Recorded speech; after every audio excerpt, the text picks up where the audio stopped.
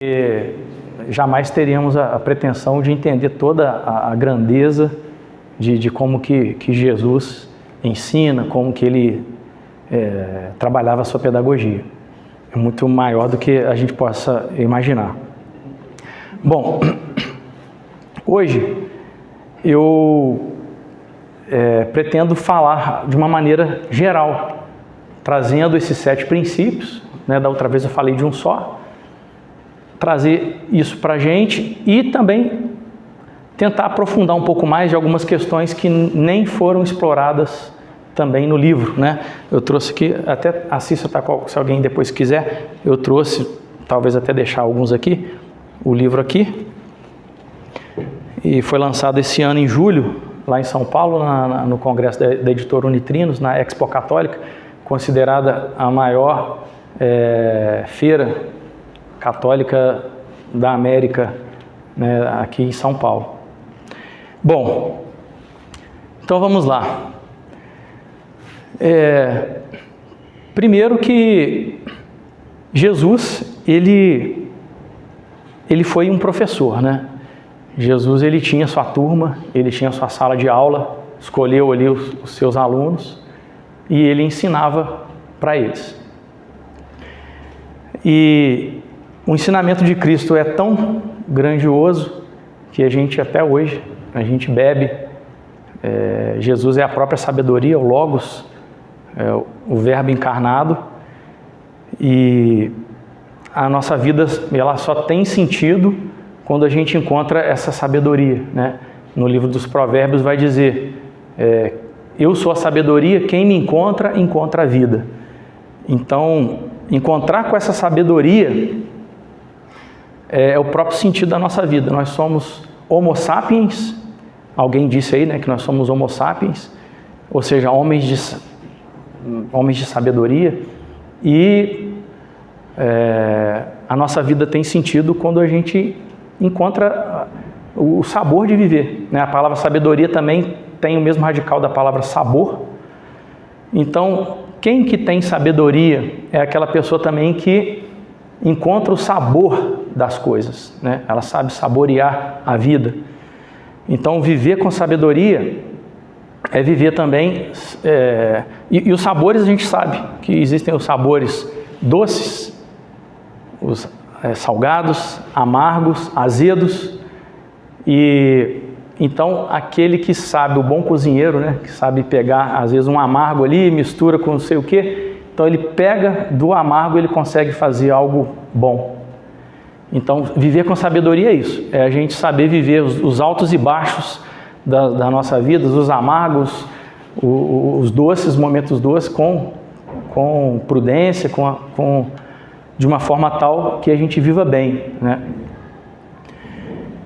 Então, mas como que Jesus ensinava? Quais eram os seus princípios? Então, a gente descobriu os 7 princípios e que se resumem, depois de todo esse trabalho, né? Eu percebi que esses princípios estavam condensados nesses 2 versículos bíblicos, que é: vendo ele as multidões, subiu a montanha, ao sentar-se, aproximaram-se dele os seus discípulos e pôs-se a falar e os ensinava, dizendo, que é a introdução do Sermão da Montanha. Antes de Jesus começar ali as bem-aventuranças, tem esses 2 pequenos versículos, parecem bobos ali, versículos tímidos, mas ali tem uma profundidade muito bonita.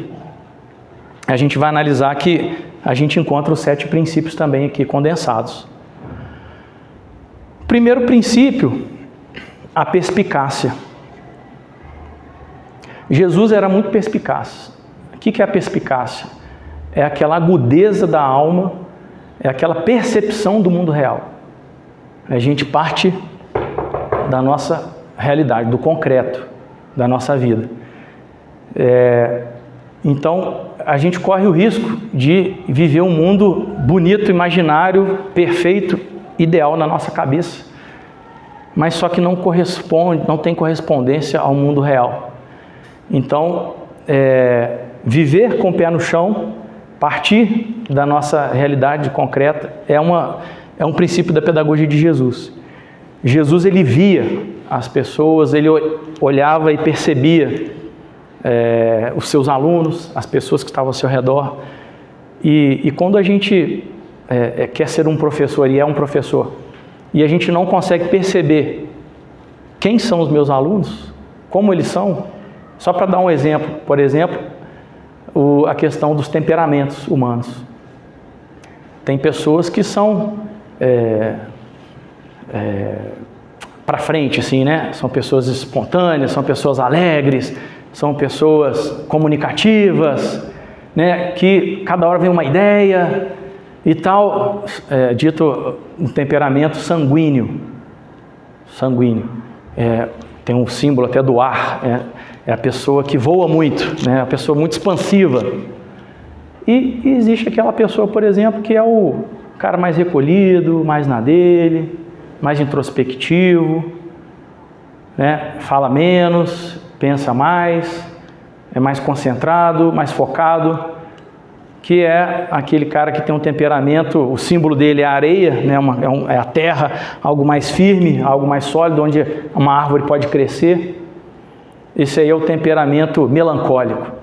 Então, por exemplo, quando você vai ensinar para alguém, e você tem um aluno sanguíneo, um aluno melancólico, você começa a se deparar com uma realidade que são tipos de pessoas diferentes. E como que você vai conseguir ensinar para as mesmas pessoas? Por exemplo, o colérico, né, que é aquele cara que tem a meta, que quer ser o primeiro, né, tudo ele quer ser o bom, ele é um cara que gosta de desafios. O símbolo dele é o fogo, o colérico. Então, por exemplo, se o professor diz, gente, quem acaba primeiro, o dever, vai ganhar o troféu joinha. O colérico já está lá, Agora o sanguíneo está nem aí, está aí, não está preocupado de ganhar troféu joinha, de nada disso. Então, como que você vai tocar, como que você vai animar a pessoa, vai engajar a pessoa? Cada um tem um jeito de lidar com as coisas. Então, um precisa de mais poesia, um precisa de tocar mais ao coração, que é o caso do sanguíneo, por exemplo. Então, ou seja, ter uma perspicácia e você conhecer a realidade, conhecer o ser humano, faz parte da pedagogia de Cristo. Entender, se nós queremos ser um professor como Jesus, nós temos que conhecer o ser humano, conhecer a vida, conhecer as situações, ter um repertório de possibilidades humanas, do que o ser humano é capaz para o bem, para o mal. Então, é um primeiro princípio. Jesus, e ele olhava, né? Jesus, quando a gente usa essas nossas capacidades, né? Que é a visão, de você olhar para alguém, né? Muitas vezes você vai conversar com alguém, tem aquela pessoa que não olha para você, né? Olha para o lado, olha para baixo, Então, ou seja, já diminui drasticamente a possibilidade de uma perspicácia, de você conhecer o outro, se você nem olha para o outro. Jesus não, ali tem uma foto dele olhando para ali no caso é o Barrabás, o filme, né? É muito bonita essa história, eu até relatei aqui, se eu não me engano, mas que esse ator Barrabás converteu no set do filme ao olhar para o ator Jesus, né? Imagina o olhar de Jesus ali real mesmo para a gente, né? Na vida real. Ele presencialmente. Bom, eu queria trazer uma reflexão sobre essa questão da perspicácia, que nem está contida aqui no livro, mas é algo que depois eu fui pensando, como eu disse, né, o livro não tem a pretensão de abarcar todas as coisas, e cada um de nós aqui tem certeza que nós, lendo sobre o Evangelho, meditando numa missa, a gente também vai perceber elementos da pedagogia de Cristo. Queria trazer aqui a reflexão daquilo que Santo Agostinho fez quando, nas suas confissões, ele parava para pensar e dizia: poxa, como é que eu posso estar aqui vivo? Como é que eu posso entender, conhecer tantas coisas, ter capacidade de raciocinar, de pensar, de refletir sobre o meu passado, pensar no futuro. Aí, não fui eu que me fiz, não fui eu que me criei. Então eu tenho que confessar que tem um poder antes de mim, um ser superior, que me criou e que, eu não conheço tão bem, mas eu reconheço que existe isso, né? Ou seja, não fui eu que me fiz. E o René Descartes, né, que fazendo há séculos depois o mesmo tipo de meditação, ele pensa, poxa, por que será que eu existo? Por que será que eu estou aqui pensando e tal? E ele começa a raciocinar e ele fala, começa aquela famosa questão do René Descartes, que ele começa a negar tudo, né? Será que eu existo? Será que essa parede existe? Será que eu não estou me enganando? E ele começa a negar todo, né? E de repente ele fala assim, não, mas eu não posso negar que eu estou pensando. Então, se eu penso, logo eu existo. Então, a reflexão do René Descartes, ela é o contrário da reflexão do Santo Agostinho, né? Ele chega à conclusão que se ele pensa, ele existe. Olha que falta de perspicácia. Porque para ele poder pensar, antes dele pensar, ele já existia. Quando ele estava ali na barriga da sua mãe, quando ele era bebezinho, quando ele era criança, né? Então, antes dele conseguir raciocinar tantas coisas, ele já existia. Então, ou seja, uma falta de perspicácia de entender o mundo real, a gente pode cair numa maluquice e de entender as coisas ao inverso. Então, uma maneira interessante também entender essa perspicácia é aquilo que Jesus fala assim, aquele que tem um coração de criança, dele é o reino dos céus, né? Ele entrará no reino dos céus. Então, o coração de criança é aquele como de Santo Agostinho, né? É aquele coração simples, que acredita no que ele está vendo e com essa simples apreensão da realidade, ele tem a gratidão também de entender, poxa, olha, não foi eu que me criei, isso tudo aqui está à minha disposição, olha que coisa maravilhosa, e se espantar com a realidade, se espantar com a vida. Que riqueza que é a vida, gente, né? Olha quanta coisa bonita, assim. Se a gente não está se espantando mais com a vida, a gente está com o nosso coração, talvez um coração envelhecido, um coração que não é um coração de criança. E vai dizer, e nós temos que buscar isso, né? Buscar voltar a ter esse coração, deixar isso acender no nosso coração, esse coração do espanto, da admiração, né? A criança, quando ela vê uma coisa e ela fala, né, de novo, aí você faz a brincadeira com ela, de novo, e de novo, e de novo, e de novo, de novo. Por que ela pede de novo, de novo? Ela se espanta, ela está feliz com aquela novidade parece que ela não se cansa daquilo. E para nós a gente fala, não, isso aí é muito natural, isso aí é lei científica, é claro que a vida, o sol vai nascer novamente, e a gente não se espanta mais que o sol está nascendo. A gente não se espanta mais com o pôr do sol, aquela coisa maravilhosa, a gente não se espanta mais com o gosto do café, com o gosto de uma laranja, né?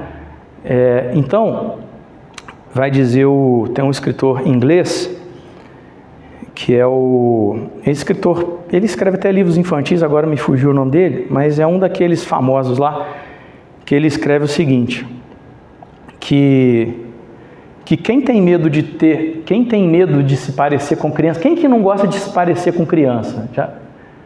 São as crianças ou os adolescentes, né? Quando você fala, rapaz, você está parecendo uma criança, hein? Aí o adolescente já começa a ficar, não, peraí, eu não sou criança não, o que é isso? Mas o adulto é aquele que conscientemente fala, ele, né, com a sabedoria de Cristo, fala assim, não, eu quero parecer com uma criança. Eu não tenho vergonha disso, eu quero me espantar com a vida, eu quero ter um coração de criança, né? Não é ser uma pessoa boba, mas ser uma pessoa grata, né? Que ama essa realidade, esse dom que é a vida. Então, ou seja, perceber isso, a gente perceber essa beleza toda. É um caminho, é um princípio da pedagogia de Cristo. O outro princípio é a humildade. Jesus diz lá naquele versículo que Jesus, vendo as multidões, ou seja, a perspicácia, né, de ver a realidade, ele subiu a montanha. Esse gesto de subir a montanha, a gente na Bíblia sabe que subir a montanha significa buscar a vida de oração, buscar ouvir a Deus. Então, se você quer buscar ouvir a Deus, significa um outro princípio, que é o quê? A humildade para aprender. Se eu tenho algo para aprender, se eu quero ouvir, então é um princípio de humildade. Humildade para aprender. Jesus, ele era muito humilde. Ele dizia, tudo aquilo que eu falo aqui para vocês, eu aprendi do meu Pai. Quando ele diz isso, ele está declarando para nós que ele aprendeu de alguém, ou seja, ele foi humilde para aprender. Vida de oração, a montanha tem esse símbolo. Acho que eu nem preciso ilustrar aqui vários exemplos de humildade de Cristo. Então, um exemplo muito interessante a questão de Jesus. Por exemplo, quando Jesus ele nasce, ele já vai para o Egito. Não sei nem se... Ele vai para o Egito, que era o lugar, quando você fala para um judeu, né? Do Egito, era o lugar do quê? Da prisão, não é isso? Era um lugar onde o povo de Deus ficou ali preso, escravizado. Então, depois eles foram libertos da escravidão, voltaram para sua terra. Então, estavam lá na Terra Santa, na Terra Prometida, mas o Egito é um lugar do povo inimigo, é um lugar de escravidão, um lugar que a gente tem lembranças amargas. E Jesus, quando ele vai buscar refúgio, né? Quando criança, onde? No Egito, ele se refugia lá no Egito. É claro que isso aí tem outras questões, mas mostra essa proximidade de Cristo e essa falta de preconceito, né, no sentido com o seu povo lá, inimigo. Bom, o Hugo de São Vito vai dizer que a humildade é a chave que abre a porta à sabedoria. O humilde aprende com todos. Já o orgulhoso, ele tem dificuldade de aprender até mesmo com o mestre. Isso aqui eu já sei, professor. Para que a gente vai ver isso aqui? Essa matéria eu já conheço muito bem. Vamos pular isso. Está aí uma chave aí de orgulho, né?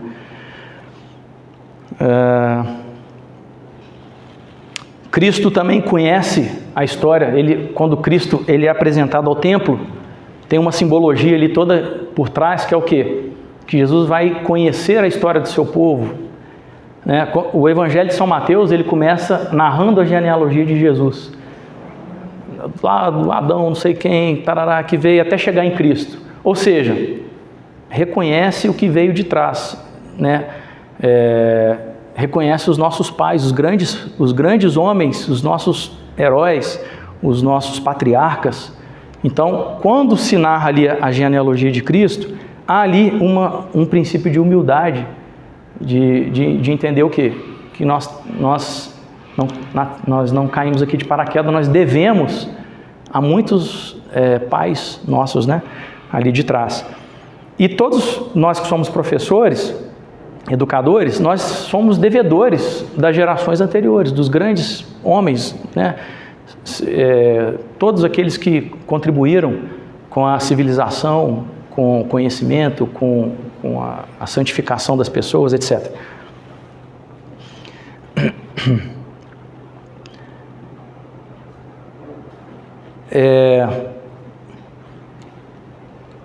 Eu queria trazer uma meditação aqui sobre esse princípio da humildade para aprender. É que quando a gente fala de subir a montanha, e né, a montanha sendo simbolizada, tipo aquele percurso que eu faço, aquele esforço, né, naquela virtude minha de fazer um esforço para eu poder subir o nível, de eu conhecer mais, de eu entender melhor a vida, de eu ouvir mais a Deus, de eu estudar mais. Nós estamos falando de uma vida de oração e uma vida de estudos. Mas a gente sabe que chega um determinado momento que parece que essa montanha não tem fim.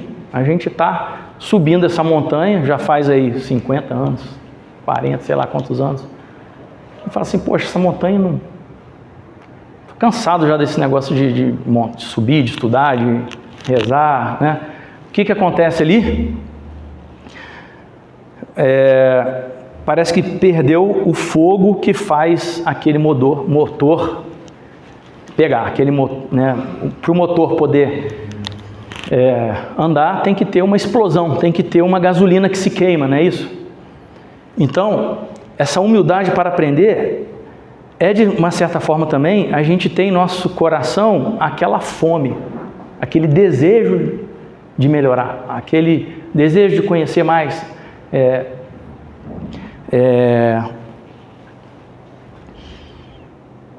Então, buscar essa fome de sabedoria. Então, muitas vezes a gente se encontra desanimado, né? Desanimado de continuar essa escalada, essa subida. Imagino vocês aqui, Instituto Santo Tomás de Aquino, intelectuais, a gente está nesse percurso, é um percurso longo, né? A gente não foi chamado aí, aquele que tem a vida intelectual, não foi chamado por uma missão de 100 metros rasos, de em 11 segundos acabar a sua missão, não. Nós somos chamados a uma maratona de 42 quilômetros para a gente percorrer. Então, ter sempre esse desejo, né, essa humildade. Eu lembro tem uma palestra do Fulton Sheen, não sei se eu mandei para alguém, para o Eduardo, não sei, para o Cadu, mas tem uma palestra do Fulton Sheen que ele vai dizer sobre adoração. Ele fala o que é você ter adoração. O que você está diante de Jesus e adorar? Ele fala, você fazer isso é como se você estivesse diante de um fogo. Você sai de uma vida fria, uma vida desanimada. Então, você estar diante de um fogo que faz o seu coração arder, que faz você querer crescer, né? Então, às vezes a gente até chega diante do Santíssimo e a gente não está com esse fogo, né? A gente está meio apagado, desanimado. Mas, pedir e recebereis, né? Então a gente tem que pedir, Senhor, dá-me esse fogo, dá-me essa fome, esse desejo de subir mais. Então, o verdadeiro professor é aquele que aprende antes de ensinar. Ele faz esse percurso de buscar essa excelência, de buscar essa sabedoria, de buscar as mais altas virtudes, né? Então, ele se propõe uma vida séria de estudo, uma vida séria de oração. Muito interessante que quando a gente faz uma proposta de uma vida séria de estudos, a gente está falando de uma coisa, igual eu falei, né? 42 quilômetros, é um projeto longo. Para qualquer coisa que você for estudar na vida, seja uma língua, eu quero aprender uma língua nova, seria uma coisa muito básica, uma coisa simples de se aprender. Você vai demorar no mínimo aí uns 8 anos, né? Sendo dedicado, né? Perseverante. Ou seja, né? Eu me proponho a estudar a história da igreja, então eu estudei um livro de 400 páginas, aí depois agora aparece 10 livros de 600 páginas, agora 33 livros de 600 páginas, você fala assim, cara, eu vou demorar 10 anos para ler isso aqui. Então, quando você se propõe um estudo sério, primeiro você sabe que aquilo vai demorar. Então, você já prepara e fala assim, peraí, não é um projeto para um mês, né? Aprenda inglês em 6 meses, não é isso. Eu vou estudar aqui anos e anos. Não é isso? É um caminho. E aí, quando você se propõe a isso, o que acontece com você? Você adquirindo aquele hábito de estudos, buscando um horário bom para estudar e tudo, um lugar, você vai se tornando uma pessoa mais paciente, né? Você já vê um caminho longo à sua frente e fala, calma, aqui tem que ser calmo. Então você se propõe, você se torna uma pessoa mais paciente, se torna uma pessoa com uma vontade mais firme, porque você sabe que a coisa é longa, então você já vai se esforçando. E isso vai fazer um resultado o quê? Na sua vida. Isso vai atingir o quê? O seu matrimônio, a sua vida profissional. Então essas virtudes da vida do estudo, a humildade para aprender, ela vai desaguar também nos seus relacionamentos, né, nos relacionamentos familiares, etc. Um outro princípio é assumir a autoridade. A gente via que Jesus, ele fez isso. Jesus, aí eu coloquei a foto do padre Paulo Ricardo, que é um padre que a gente vê assim, ele assume a autoridade, ele fala com autoridade. Jesus, eles vão falar de Jesus, né? Nossa, ele prega com uma autoridade diferente dos outros. As pessoas falavam isso de Jesus. E aí, essa palavra assumir a autoridade, do latim ad sumere, sumere significa pegar. E esse ad, essa partícula, ad, significa por vontade própria, para valer, porque você quer. Não porque seu chefe mandou, não por causa do Estado ou da minha esposa, não, porque eu quero fazer isso, eu quero fazer para valer, pegar com garra. Então, assumir é algo que depende de você, de mim, né, de cada um de nós. E olha que interessante que para assumir a autoridade, você primeiro precisa ter esses outros dois princípios. Primeiro, perspicácia, humildade para aprender. Então, assim que você aprendeu, peraí, agora eu sei, eu entendo isso aqui, agora eu quero falar. Eu assumo e vou dizer aqui, assumo essa autoridade. Quando você assume a autoridade, a gente normalmente tem uma questão que a gente acaba assumindo uma postura diante das circunstâncias, você se posiciona em relação a uma atitude, a uma circunstância tal da sua vida. Então, normalmente assumir uma postura gera certas vezes desconforto, porque pode ser que nem todos concordem com você. Então, quando você está em cima do muro, você não tem tanto desconforto assim, você fica mais apagado e tal. Mas agora, quando você assume a autoridade, assume a fala, e você assume você toma para si, né? E tem essa coragem. Então, assumir a autoridade tem a ver com uma virtude da coragem, né? Para que nós possamos assumir a autoridade, nós precisamos perder o medo do relativismo moral, relativismo religioso. E muito interessante também é que, às vezes, o mundo, precisa de pessoas que assumam a autoridade. A figura da autoridade hoje ela é muito atacada, né? Qualquer pessoa que aparece aí como autoridade, o pai, né? O governante é complicado mesmo. Mas, enfim, a autoridade, enfim, até o próprio Deus, né? Quando se diz autoridade, hoje as pessoas já tremem, né? Medo do autoritarismo, essa coisa toda. É claro que quando se diz autoridade, não estamos falando de autoritarismo, mas daquela boa autoridade.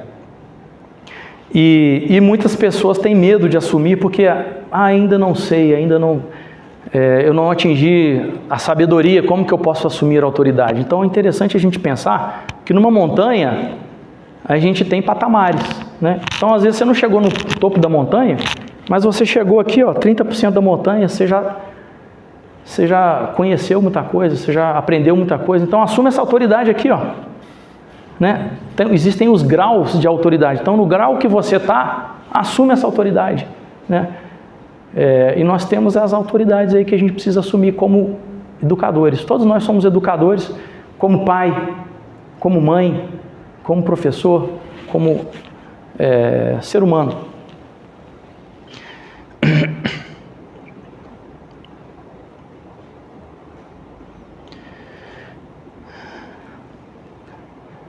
Bom, o outro princípio que a gente tem também é o princípio do carisma.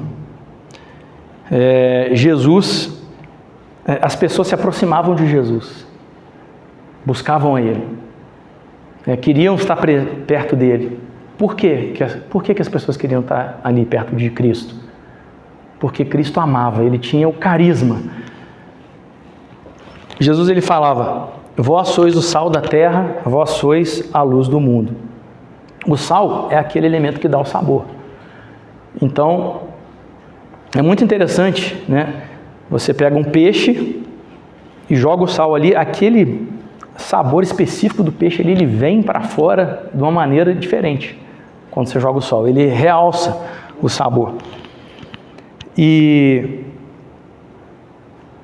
aí, gente, tem um fato no Evangelho que eu acho bonito colocar aqui para a gente. Então, que é quando Jesus, ele vai para... José e Maria, né, eles estão ali em Belém, e Jesus vai nascer. Não tem lugar para nascer, ele vai para uma gruta, né, vai para um estábulo, e o que acontece ali? Acontece que, poxa, José, imagina, José era um carpinteiro, construía casas, construía móveis, então ele devia ter preparado tudo para Jesus bonitinho, e de repente a circunstância se apresenta de um tal modo que o Jesus vai nascer num lugar cheio de bosta, de mosquito, né, um lugar inóspito. E aí o que acontece? O José, ele transforma aquele lugar num lugar aconchegante. A nossa tradição diz isso, que é o que a gente fala dos presépios, né? Então, quando a gente vê um presépio, hoje, de forma nenhuma a gente vê um presépio, aquela coisa horrorosa, né? Aquela coisa fedorenta, aqueles mosquitos enjoados. Não, a gente vê um negócio, aquela luzinha amarelinha, aquele lugar aconchegante, né? O que José fez ali? Vamos colocar assim, usando a nossa imaginação e usando da tradição. O que o José fez ali naquele momento? Ele transformou um curral num presépio. Um lugar inóspito, um lugar acolhedor, aconchegante.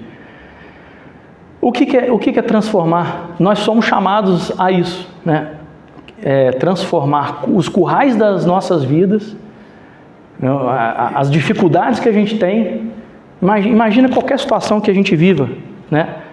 Seja familiar, seja um acidente, né? Caiu, bateu a cabeça, saiu todo sangrando. Então, enfim, as situações aí corriqueiras do nosso dia, é a velhice que está chegando, é a doença, é uma questão financeira, ou seja, essas questões aí que acontecem o tempo todo com a gente.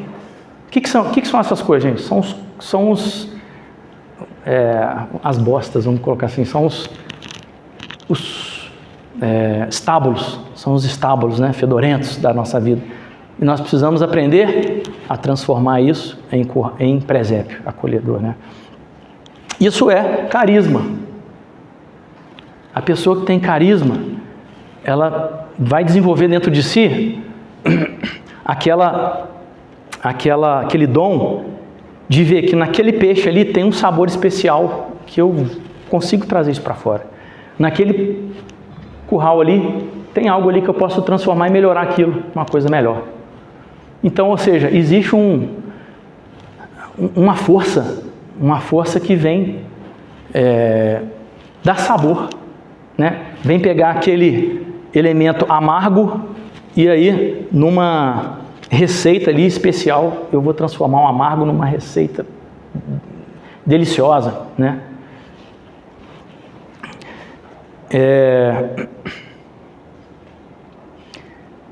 Então, esse carisma, ele brota também desse desejo de fazer o bem ao outro, esse desejo de sair de si, esse desejo de amar o próximo.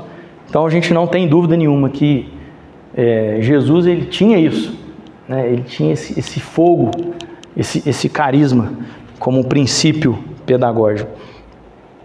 É muito ruim quando você chega, né, para um professor e ele está sempre de mau humor, né? Já está reclamando de todo mundo e é bravo o tempo todo, né? Ou seja, está faltando o carisma. Ou um pai, uma mãe, né, que educa o seu filho. Imagina, chega lá, só reclamação o tempo todo. Outro princípio é a abnegação. A abnegação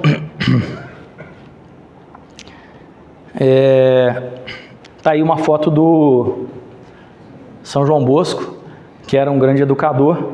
Então ele se colocava ali no meio dos jovens ali, atendendo confissões de dezenas e dezenas de criança. Então, João Bosco vivia ali com aquela criançada, né? Barulho, confusão, né? Um brigando com o outro e está ali educando o tempo todo. Então, Jesus, ele tinha essa abnegação, que é o quê? Arregaçar as mangas e colocar-se à disposição. Eu vim aqui, foi para isso. Então, eu costumo até falar, por exemplo, quando um professor concretamente falando, né, quando ele está ali ensinando, né, Jesus ele ensinava na beira do poço, ele ensinava de noite para o doutor da lei que foi buscá-lo lá, ele ensinava na beira do lago, não tinha lugar, ele pedia um barco emprestado para ensinar. Então Jesus ele estava à disposição e não tinha hora ruim para ele. Ele estava ali para o que desse e viesse. Ou seja, uma abnegação. Abnegação no sentido de morrer para si mesmo, mas vendo também de uma forma positiva, é estar à disposição, a disponibilidade. E o professor, quando ele está dando aula, ele também, o que ele tem que fazer, né? Vamos falar de uma realidade escolar aqui agora. Tem que corrigir prova, tem que preparar, fazer um plano de aula, um planejamento, não é assim? Aquelas coisas, qual professor que gosta de ficar ali sentado corrigindo prova? Né? Fica ali 2 horas ali sentado ali, corrigindo aquelas provas. Tem que ter uma abnegação, tem que ter não, agora eu vou arregaçar as mangas e vou ter paciência aqui, vou me doar. Né? Ter abnegação também, a gente pode dizer que é não viver de caprichos. Né? Muitas vezes as pessoas desenvolvem na vida que é aquilo que a gente chama de caprichos, né? Que são as frescuras.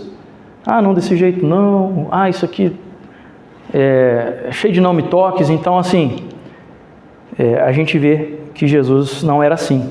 Ele enfrentava mais a coisa, ele buscava ali uma disponibilidade.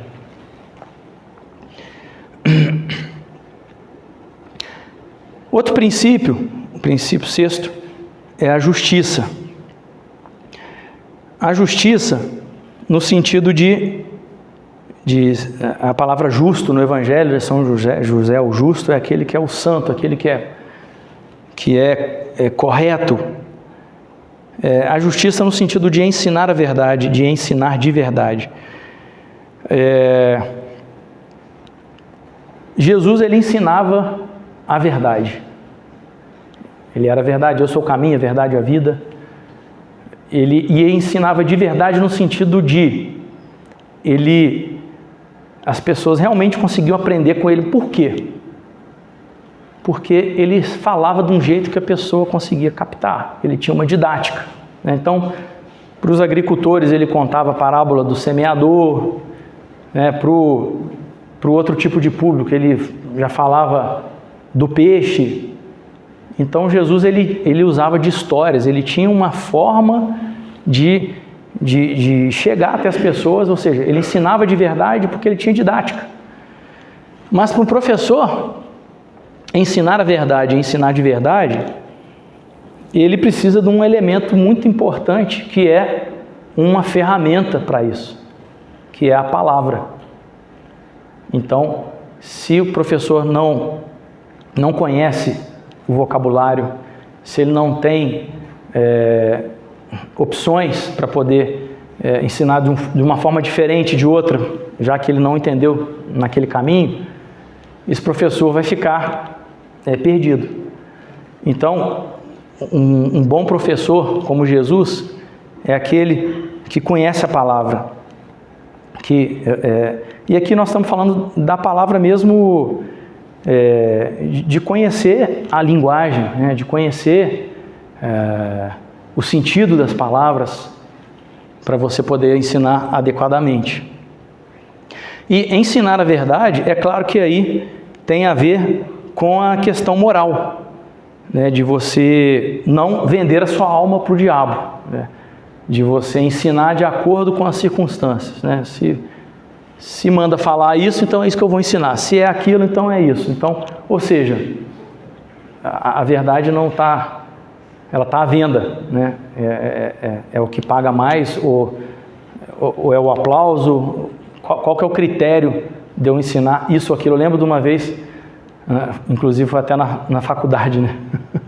Faculdade de Direito, a professora falava assim, isso aqui, é claro que isso aí já é um outro contexto também diferente, mas eu lembro que de certa forma até gerou um certo estranhamento assim da plateia e falou assim, isso aqui nós vamos defender o nosso, isso aqui, qual que é o certo? A verdade é essa ou é essa? Ela, depende do seu cliente. Se o seu cliente for isso aqui, então a verdade é essa. Se o cliente for essa aqui, então a verdade agora é aquela, virou. A gente vai. Mas eu digo assim, depende do contexto, porque no caso do direito penal, claro que existe, todo mundo tem direito à defesa, ampla defesa e tal, mas quando a gente está dizendo a verdade objetiva em si, então a gente tem que ser como o Cristo, né? Buscar essa verdade, ensinar a verdade e ensinar de verdade.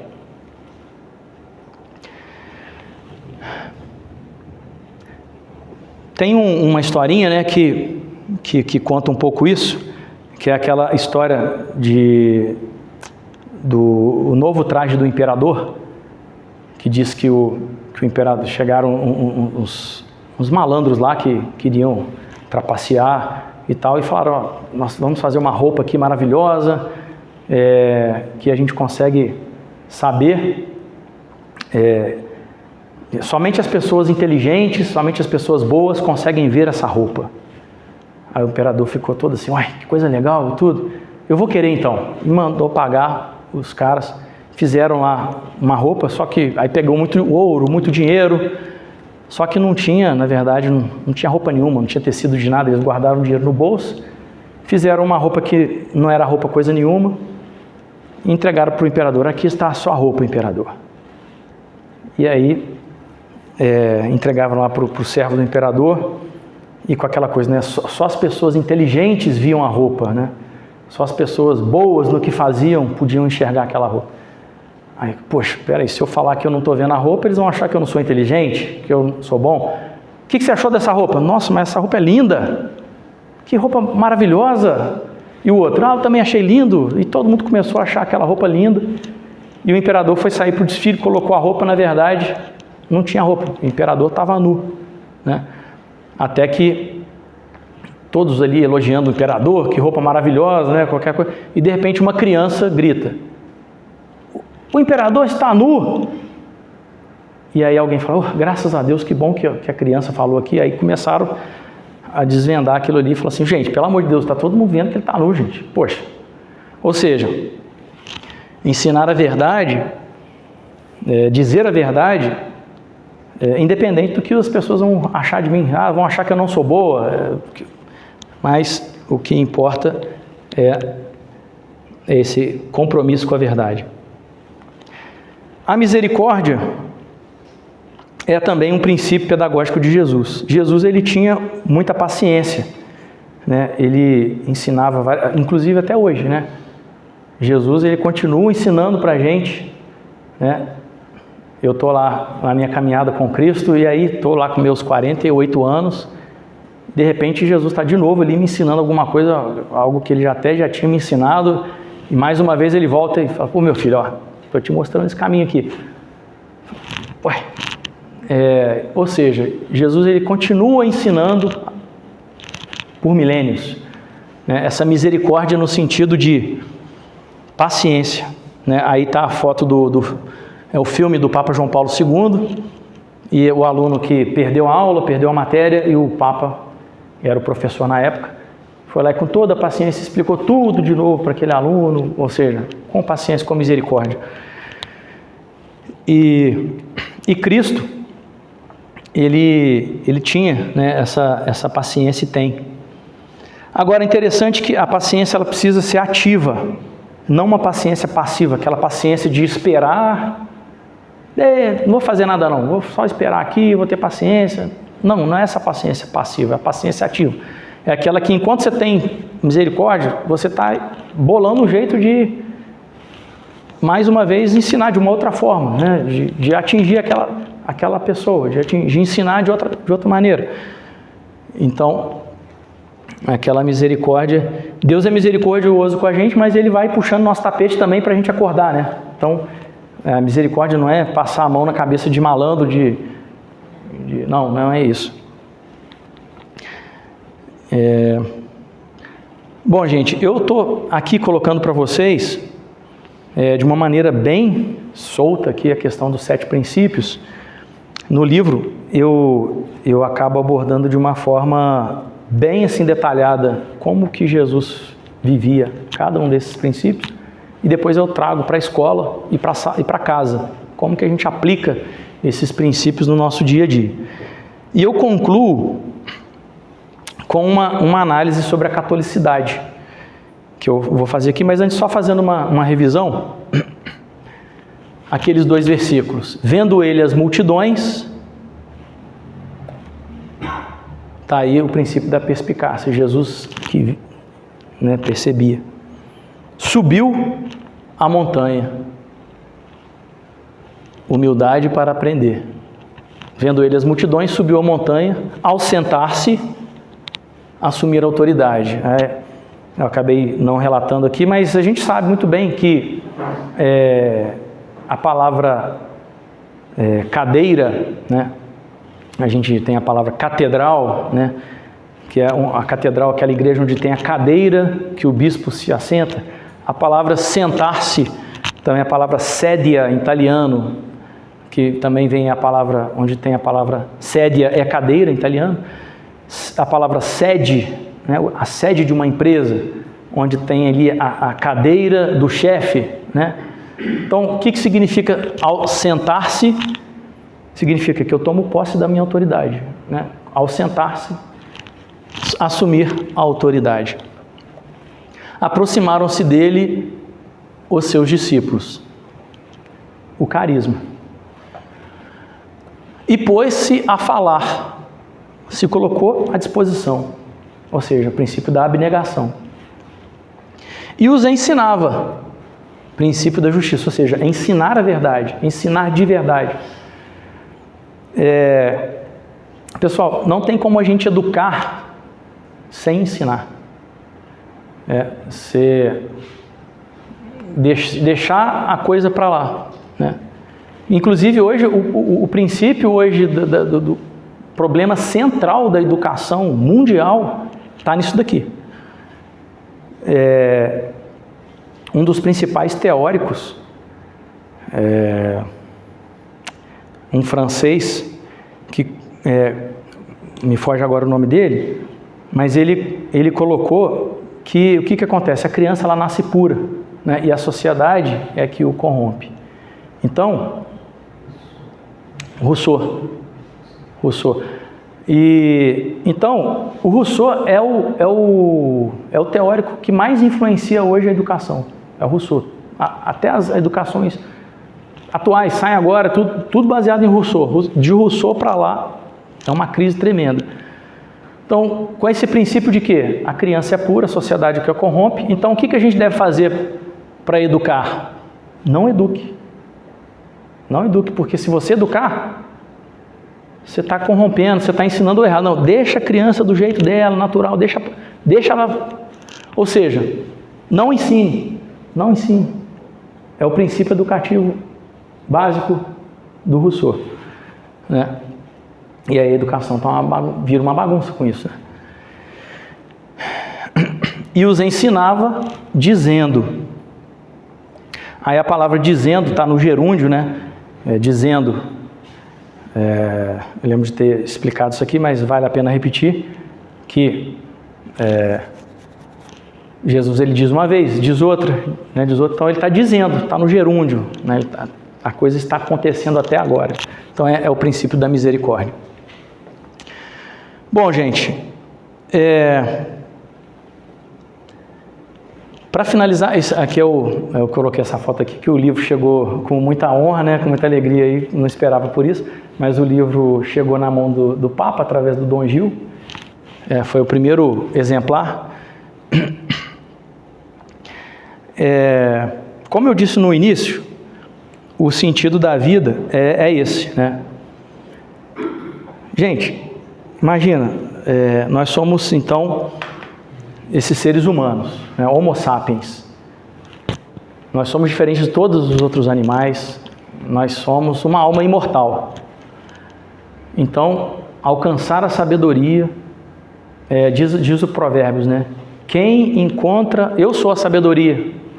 Ali é um discurso da sabedoria, dizendo: eu fui a primeira obra do Criador e tal, eu estava lá desde o início, quando Deus fez os mares, quando Ele desenhou o universo, eu estava lá, eu estava do seu lado. A sabedoria dizendo, livro de Provérbios, capítulo 7, 8. E ele falava, eu sou, simples, encontrem a sabedoria.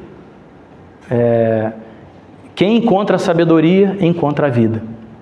Então, pessoal, o grande sentido, essa própria sabedoria, a gente vai ver que é quem? A sabedoria é o próprio Deus, né? Então, encontrar essa sabedoria, encontrar-se com esse Deus, é o próprio sentido da nossa vida, né? Nós viemos de Deus e para Ele voltamos. Então, assim, se nós não encontramos essa sabedoria de viver, como eu disse no início, a nossa vida perde o sentido, a nossa vida fica um vazio tremendo. E aí, olha que interessante, o último pedido de Cristo, antes dele subir aos céus, que está lá no último, capítulo 28 de São Mateus, o último versículo do Evangelho de São Mateus, ele vai dizer, ide e ensinai. É o último pedido de Jesus, ide e ensinai. Então, é um pedido que ele faz para nós. Ide e ensinai. E olha que interessante, o Hugo de São Vítor, que é um dos excelentes, podemos chamar de pedagogo, Hugo de São Vítor era um monge francês que escreveu vários temas, várias obras sobre educação, uma delas, o opúsculo, o método de aprender e meditar. O Hugo de São Vítor diz nesse opúsculo o seguinte, que somente ensina, Jesus disse, ide e ensinai. O Hugo de São Vítor vai dizer assim, somente ensina quem aprende. Somente ensina quem aprende.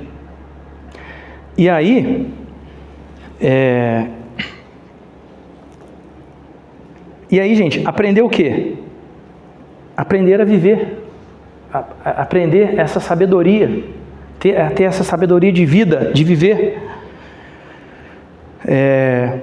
Então, pessoal, no fundo, o sentido da nossa vida, quando eu coloco aqui, aprenda a ser educador como mestre dos mestres. Muito interessante isso, parece que é uma questão só para professores, mas é uma questão para todos nós humanos, no sentido de que, se nós não aprendemos a viver, como nós não jamais poderemos ensinar. E a gente tem que fazer essa experiência, de ter perspicácia, de subir a montanha, de assumir autoridade, de ter carisma, de ter justiça, ter verdade, ter misericórdia. E fechando tudo isso, esses princípios pedagógicos de Jesus, a gente não pode pegar um princípio e falar, poxa, eu gostei desse aqui, assumir a autoridade, por exemplo. É isso aqui que eu quero para a minha vida. Ou então, não, perspicácia, é isso aqui, que legal. Não, a gente não pode pegar uma coisa ou outra, a gente tem que pegar o todo. Tem uma análise que eu queria trazer aqui para nós, fechando nossa colocação, é que a palavra católico, ela significa universal, Então, quando fala igreja católica, igreja universal, ou seja, para todos os povos, todas as raças, Mas usando essa palavra universal, que significa o todo, a gente pode pensar também o seguinte, o que é verdadeiramente o católico? É aquele cara que ele não pega um ensinamento de Cristo. Isso aí já vem uma raiz mais protestante, né? Você pega um versículo, um ensinamento, e você vai só naquilo. Vai dizer o Chesterton, se você pega uma virtude e leva ela ao máximo, você cai numa heresia. Então, ou seja, você tem que pegar uma virtude, mas a outra, você tem que pegar o todo, né? Então, o católico é aquele que pega todos os ensinamentos de Cristo e vai viver na sua vida de acordo com a sua circunstância. Ele vai usando aqueles ensinamentos de Cristo ali, né, usando da prudência. Então, de acordo com aquela situação que eu estou vivendo ali, peraí, se Cristo estivesse aqui no meu lugar, como que ele faria? Como que ele viveria? O que ele faria? Ou seja, você tem que estar com todos. Então, isso é a catolicidade, né? E eu, depois de muito meditar, eu vejo assim, eu chego a uma conclusão que o que falta no nosso mundo hoje é a catolicidade, né? A gente vive num mundo extremista, onde as pessoas vivem só uma realidade da vida, só um tipo de coisa, um tipo de pensamento, um viés aqui, outro viés para lá, né? A gente vê até dentro da igreja isso. Um extremo para o lado de cá, um extremo para o lado de cá, outro extremo ali. Então, assim, falta o quê? Catolicidade. Falta a gente viver isso tudo com prudência, com moderação, com justiça, né? Então, viver esses princípios pedagógicos de Cristo, não adianta a gente viver um só, tem que viver todos, mas com esse princípio de catolicidade, né? Então, que Deus nos ajude a subir a montanha, essa montanha aí, com garra, com calor, com paixão, né? E lembrando daquele simples detalhe que eu falei, mas vale a pena repetir. Jesus falou, pedi e recebereis. Então, se está faltando paixão, se está faltando calor, se está faltando carisma, Senhor, me dá isso, né? Pedir e recebereis, né? Vamos ter a humildade para subir essa montanha. Louvado seja o nosso Senhor Jesus Cristo. Obrigado, pessoal.